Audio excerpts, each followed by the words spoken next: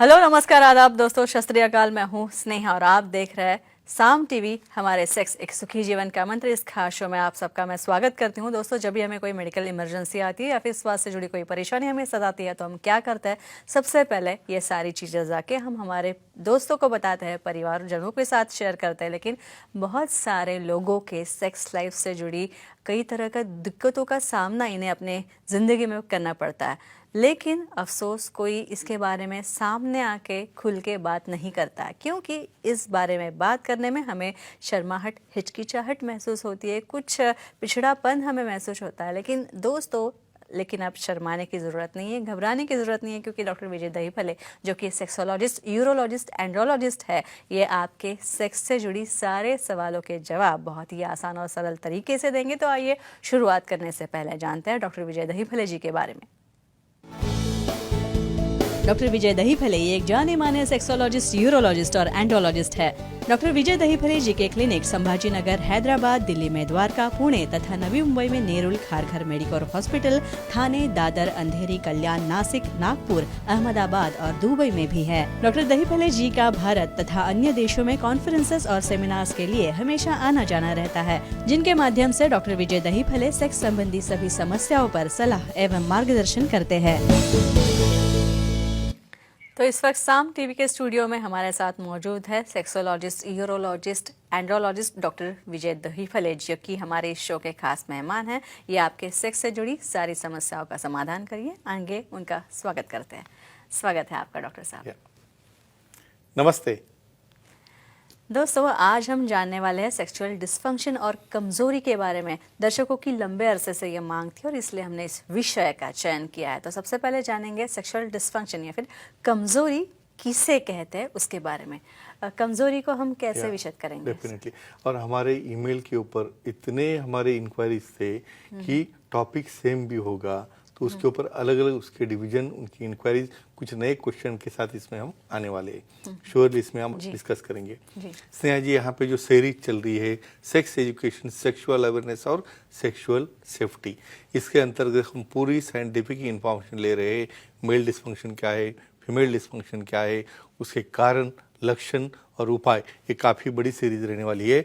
इसमें आपको इन्वॉल्व करके खुद भी देखना है और फ्रेंड्स को शेयर भी करना है। एक डिस्क्लेमर देना चाहता हूँ, यहाँ पे time, place, person, condition, culture, safety, consulting, अपना ओन और नॉन इन्फेक्टेड ओन पार्टनर, इसके साथ ही आजमाना है। भाई कमज़ोरी, काफ़ी लोगों को कमज़ोरी बोलने के बाद में पूरा वीकनेस ऐसा लगता है, लेकिन ये सेक्सुअल कमज़ोरी अलग प्रकार है। यहाँ पे ये मेल में भी होती है, फीमेल में भी होती है। स्पेशली मेल डिस्फंक्शन क्या होता है, यहाँ पे कुछ कारणवश अपना पार्टनर, मेल पार्टनर यहाँ पे फीमेल पार्टनर के साथ जब समागम करता है, उस वक्त उसका ड्यूरेशन उसे सेटिस्फाई करने तक आप कर नहीं पाते हो। बीच में ही आप उसके अंदर रिलैक्स हो जाते हो, वहाँ पे कठोरता डाउन हो जाती है, आप परफॉर्म नहीं कर पाते हो। इसे कहते हैं मेल सेक्सुअल डिस्फंक्शन या कमज़ोरी। इसके बारे में काफ़ी डिटेल जानकारी हमारे ये एपिसोड में हम आज देने वाले हैं। डॉक्टर साहब, किसी का नपुंसक होना और किसी को लैंगिक कमजोरी होना या फिर सेक्सुअल डिस्फंक्शन होना, इसमें हम फर्क कैसे बताएंगे? यानी इम्पोर्टेंट होना, जी जी जी। यानी ये कमजोरी को काफ़ी अलग अलग नाम है। कमजोरी है, नपुंसक है, इम्पोर्टेंट है, लेकिन इसमें काफ़ी बड़ा फर्क है। फ्रेंड्स, एक ध्यान में रखो, बहुत बार क्या लगता है कि ये कमज़ोर है, मतलब इसका परफॉर्मेंस कुछ भी नहीं, मतलब इसको कुछ भी नहीं हो सकता, ना बच्चे हो सकते, ना वो कोई मैरिड लाइफ में उसकी जो प्रोजिनी है उसको भी बढ़ा नहीं सकता।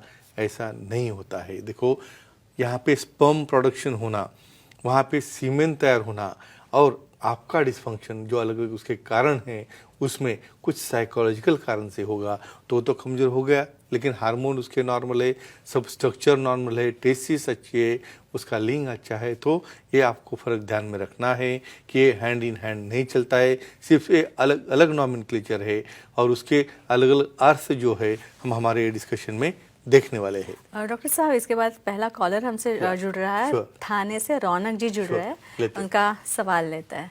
रौनक जी, पूछिए सवाल। नमस्ते सर। नमस्ते जी, बोलिए। कमजोरी जिसे होती है उसे वंध्यत्व होता है क्या, जानकारी दीजिए। मुझे लगा ही था क्वेश्चन आएगा। यानी कंफ्यूजन होता है उसके अंदर, यानी समझो कमजोर है, मतलब इसका मतलब वो नपुंसक ऐसा होता है या उसे वंध्यत्व ऐसा होता है? ऐसा नहीं हो है। सकता। तो उसका हम अच्छा एक्सप्लेनेशन देंगे। देखो यहाँ पे कमजोर है मतलब उसका इरेक्शन नहीं हो रहा है, वो परफॉर्म नहीं कर पा रहा है, लेकिन उसके टेस्टिस में स्पर्म बन रहे हैं, वहाँ पे सीमेन बन रहा है, सिर्फ इजैकुलेट नहीं हो रहा है। इसका मतलब नपुंसक है, कमजोर है, मतलब उसे वंध्यत्व नहीं होता है। और इसके रिवर्स समझो जिसको वंध्यत्व है, यानी कुछ स्पर्म नहीं है, काउंट 0 है, लेकिन उसको इरेक्शन अच्छे है, मतलब वो नपुंसक नहीं है। तो ये फर्क है, यानी कमजोर हो तो वंध्यत्व होना ही चाहिए ऐसा नहीं है, और वंध्यत्व हो तो कमजोर होना चाहिए ऐसा भी नहीं होता। तो ये दोनों कंडीशंस में कोई कन्फ्यूजन ना रखे, मुझे लगता है उनको ये ध्यान में आया जी जी। होगा। डॉक्टर साहब, लेकिन कमज़ोर होना या फिर कमज़ोरी Sure. आना sexual Definitely, point of view yeah. से, तो इस सेक्सुअल डिस्फंक्शन में ऐसी कुछ उम्र है कि उम्र की इस कगार पे आपको कमज़ोरी आ हाँ, सकती है, right, और right, right. ऐसा कुछ है भी तो कितने प्रतिशत लोगों को Definitely, ये definitely. समस्या हो सकती है? और आप सरप्राइज हो जाओगे इसे सुन के। 22 साल से लेके 60 ईयर 60 साल तक ये होता है। और परसेंटेज का है हम बोलेंगे जी फ्रेंड्स, ये कहता हूँ ये डिसीज नहीं है, ये ध्यान में रखो। समझो जैसे जैसे उम्र बढ़ती है, समझो 40 के बाद आप जाओगे टुवर्ड्स 70, मैं 70 बोल रहा हूँ क्योंकि 80 तक भी जा सकता है। तो 50% लोगों को ये कमजोरी हमें ध्यान में आती है, और ये लोगों ने एक्सेप्ट करनी चाहिए। यहाँ पे आप शर्मा के घर पे ही बैठते हो, आपको लगता है मुझे ज़रूरत नहीं, लेकिन आपके पार्टनर को ज़रूरत रहती है। इसे एक्सेप्ट करना ही पहली स्टेप है आपको अच्छा होने की। तो ये परसेंटेज आपको कम करना है, और डिसीज समझ के, या मुझे कोई ब्लेम करेगा या मुझे कोई कोसेगा ऐसा अच्छा। समझ के बैठना नहीं। समझो किसी ने नहीं कोसा और बीवी आपसे नाराज होगी, बीवी आपको कोसेगी, तो अच्छा है तो क्या? अच्छा तो नहीं उसमें भी अपमानित होके आप डिप्रेस हो सकते हो, इसलिए इसे छुपाना नहीं है। अच्छा डॉक्टर साहब, क्या इस कमजोरी के कुछ टाइप्स या फिर प्रकार कुछ होते हैं? डेफिनेटली श्योरली, यानी आपकी काफ़ी स्टडी हो चुकी है इसके जी। अंदर। Definitely friends, psychogenic causes, neurogenic causes, वास्कुलोजेनिक causes, corporeal causes और कंडीशन रिफ्लेक्स, यानी तुम्हारे फैमिली का वातावरण, यानी सब कुछ अच्छा रहते हुए फैमिली में अनबन हो, तुम्हारे झगड़े घर में हो, या कांस्टेंट वहाँ पे अनबन हो, तो वो भी कारण बन सकता है डिसफंक्शन का। हम 1 बाय 1 सभी एक्सप्लेन देखने करेंगे। वाले हैं। Sure. अच्छा डॉक्टर साहब, एक फोन आ रहा है, Yeah. सिद्धिता है दादर Sorry. से, उनका लेते कॉल हैं, लेते हैं। yeah. सिद्धिता जी बोलिए। Hello sir. जी नमस्ते जी, बोलिए। सर, मेंटल स्ट्रेस की वजह से कमजोरी आती है क्या, जानकर दीजिए। जी, अहम सवाल। या अहम सवाल। और किस लिए अभी लास्ट वाला कॉज मैंने क्या कहा, कंडीशन रिफ्लेक्स, यानी यहाँ पे एक आदत रहती है कि समझो दोनों भी सर्विस को घर पे आ जाते हैं, और झगड़ा इसमें चालू होता है कि मैं कमाती हूँ, तू कमाती है, फिर कौन करेगा? जी। तो दोनों भी काम नहीं करते, और जब बेड के ऊपर जाते हैं ना, तो वहाँ पे दिन भर के जितने भी झगड़े हैं, शिकायतें हैं। फ्रेंड्स को मैं एक ही यहाँ पे मैसेज देना चाहता हूँ। यहाँ पे देखो, पहले आपको भूलना है जब आप ऑफिस से घर जाते हो तो आप कौन हो। आप तो पहले ये भूलना है कि वो वर्क जो ऑफिस का है उसे घर से कोई संबंध नहीं, और उसमें आप गफलत करते हो, इसलिए आपके झगड़े होना, एंग्जाइटी आना, अनबन होना, बहुत बार अपने पेरेंट्स से, बहुत बार अपने ब्रदर से, या कोई भी रिश्तेदार हो, मदर साइड से हो, फादर साइड से हो, उनको रिस्पेक्ट करना सीखो, जिससे कि आपकी खुद की पर्सनल लाइफ अच्छी रहेगी, और इससे इनडायरेक्टली आप सेक्सुअल लाइफ भी एंजॉय कर सकोगे। और कोई ऑर्गेनिक कॉज होगा, हार्मोनल है या कुछ डिसफंक्शन रिलेटेड होगा, तो सेक्सोलॉजी सीरोलॉजी को दिखा के उसका डेफिनेटली तुम हल पा सकते हो। अच्छा, कोई वास्कुलर रीजंस है Yes. इसके कमजोरी वेरी के? नाइस। मैं तो कहूँगा वास्कुलर ही सबसे कॉमन रीजन है जिसकी वजह से कमजोरी आती है। कैसे देखेंगे हम? देखो, ब्रेन से जब नाइट्रिक ऑक्साइड बनता है तो कमांड देता है अपने ऑर्गन को, लिंक को, कि वहाँ पे एक्टिविटी में जाना है। तो उस वक्त वहाँ के ब्लड वेसल ओपन होते हैं, आर्टरी शुरू हो जाती है। हम कहेंगे कि 10 गुना जब हार्ट पंपिंग करता है ना एक्साइट होने के बाद, तब जाके वहाँ के लिंग में प्रवाह जाता है।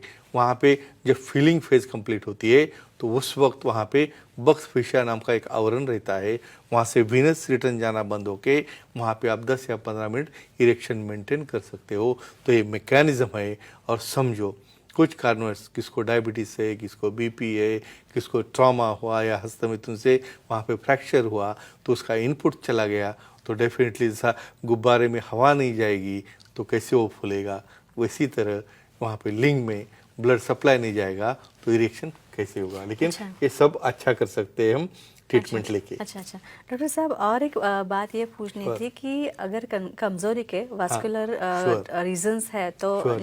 न्यूरोजेनिक रीजंस भी होंगे, वो क्या होंगे? हाँ, तो यहाँ पे ब्रेन का काम आ गया। मैं जी। तो हमेशा कहता हूँ दूसरा यानी प्राइमरी सेक्स ऑर्गन ब्रेन है। ब्रेन है। किस लिए कहेंगे यहाँ पे जो प्री फ्रंटल कॉर्टेक्स रहता है ब्रेन में, वहाँ पे सेंसर रहते हैं कि आपको अच्छा कहाँ पे लगता है। भाई एक्ट हो गया, तुम पास आ गए, वहाँ पे एक्टिविटी फिनिश हो गई, मेल हो फीमेल हो, तो वहाँ से वो सेंसर से जो सेंसेशन हमारे ब्रेन में जाता है, एफरेंट और इफरेंट जो उसके सिंपैथेटिक और पैरासिम्पैथेटिक सिस्टम रहती है, हार्मोन से जुड़ने वाली है और डिफरेंट न्यूरोट्रांसमीटर रहते हैं, वहाँ पे वो सटाइटी या सेटिस्फैक्शन देते हैं। इसलिए न्यूरोलॉजिकल कॉज क्या रहेगा, कहीं स्पाइन का ट्रॉमा हो गया, कहाँ पे कुछ न्यूरोलॉजिकल डिसीजेस है, डायबिटीज है, डायबिटिक न्यूरोपैथी है, या कोई स्क्लेरोटिक डिसऑर्डर है। तो फ्रेंड्स एक ही ध्यान में रखो, जो भी कॉज हो उसे एक्सेप्ट करो, सेक्सोलॉजी उसको दिखाओ, डेफिनेटली आपको उसका हल मिलेगा। शायद मुझे लगता है इसमें काफी क्लैरिफिकेशन हुआ होगा। इससे है तो उसका समाधान भी है और वैज्ञानिक रूप से समाधान आपको डॉक्टर विजय दहीफले जी के रूप में मिल सकता है। तो दोस्तों ये चर्चा काफ़ी अच्छी हो रही थी, लेकिन अगर आपको भी डॉक्टर साहब से मिलना है तो उनसे आप मिल सकते हैं। तो ये तो हमारे शो के खास मेहमान थे डॉक्टर विजय दहीफले, जिन्होंने सेक्स संबंधी समस्या और उनके उपायों पर काफ़ी अच्छी जानकारी दी। अगर आपको डॉक्टर साहब से मिलना है तो स्क्रीन पे जो नंबर्स दिए गए हैं, सर के सारे सेंटर्स, उनकी वेबसाइट दी गई है, वो नोट डाउन कर लीजिए। अंधेरी, दादर, नवी मुंबई में नेरुल, खारघर तथा थाने, कल्याण, पुणे, नासिक, संभाजी नगर, हैदराबाद तथा नागपुर, दुबई में भी सर के सेंटर्स हैं, यहाँ पे आप जा सकते हैं। कई सारे लोग यहाँ पे आते हैं, डॉक्टर साहब से मिलते हैं, अपनी सारी समस्याओं से समाधान पाते हैं। उनकी वेबसाइट भी है sexologistvijaydahipale.in, इस पर आप जाएंगे तो आपको अपॉइंटमेंट का बटन दिखेगा, वो क्लिक कीजिए और आसानी से आप डॉक्टर साहब की अपॉइंटमेंट ले सकते हैं और आपकी सारी समस्याओं से, लैंगिक समस्याओं से आप छुटकारा पा सकते हैं। तो डॉक्टर साहब अब वक्त हो चला है अपने दर्शकों को विदा करने का, ऑडियंस को विदा करने का। तो चलिए अब हम यही रख रहे हैं, लेकिन अगले एपिसोड में हम और नई अच्छी टॉपिक्स के साथ, विषयों के साथ मिलेंगे और आपके भी खतों का, फ़ोन का और ईमेल्स का इंतज़ार हमें रहेगा, क्योंकि यही हमारी प्रेरणा है। अच्छे अच्छे शोज़ हम कंडक्ट कर सकते हैं इसी के वजह से। तो अब हम यहीं पे रुक रहे हैं। आप खुश रहिए, खुशहाल रहिए। गुड नाइट, शब्बा खैर, शुभ रात्रि, नमस्ते।